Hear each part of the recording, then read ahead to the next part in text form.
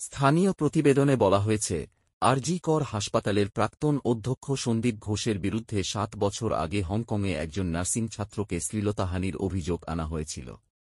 আরজি কর মেডিকেল কলেজের প্রাক্তন অধ্যক্ষ সন্দীপ ঘোষ, যিনি বর্তমানে কথিত আর্থিক অনিয়মের জন্য বিচার বিভাগীয় হেফাজতে রয়েছেন, ২০১৭ সালে হংকংয়ে একজন নার্সিং ছাত্রীকে শ্লীলতাহানির অভিযোগে অভিযুক্ত করা হয়েছিল।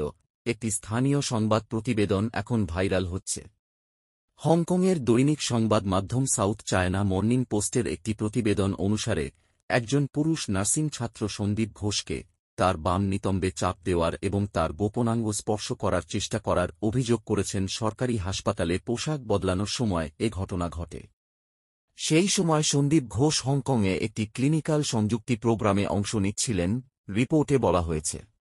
নার্স আদালতে বলেছিলেন যে সন্দীপ ঘোষ তাকে অশালীনভাবে স্পর্শ করেছিলেন এবং জিজ্ঞাসা করেছিলেন, আপনি কি এটি পছন্দ করেন? যাই হোক, ঘোষ যুক্তি দিয়েছিলেন যে তিনি ঘটনাক্রমে পুরুষ ছাত্রের নিতম্ব স্পর্শ করেছিলেন এবং বলেছিলেন যে ঘটনাটি একটি ভুল বোঝাবুঝি। ৮ এপ্রিল ইয়াওমাতে কুইন এলিজাবেথ হাসপাতালে কথিত হামলার ঘটনা ঘটে। হংকংয়ের সংবাদ প্রতিবেদনে উল্লেখ করা সন্দীপ ঘোষ সেই একই ব্যক্তি যিনি এখন আরজি কর কলেজ ও হাসপাতালে আর্থিক অনিয়মের অভিযোগে সিবিআই হেফাজতে রয়েছেন, যেখানে একজন স্নাতকোত্তর ডাক্তারকে গত মাসে নির্মমভাবে ধর্ষণ ও হত্যা করা হয়েছিল। সন্দীপ ঘোষ কলকাতার ধর্ষণ ও খুনের মামলা নিয়ে সমালোচনার কেন্দ্রবিন্দুতে ছিলেন, কারণ স্নাতকোত্তর ডাক্তারকে হত্যার সময় তিনি কলেজের অধ্যক্ষ ছিলেন।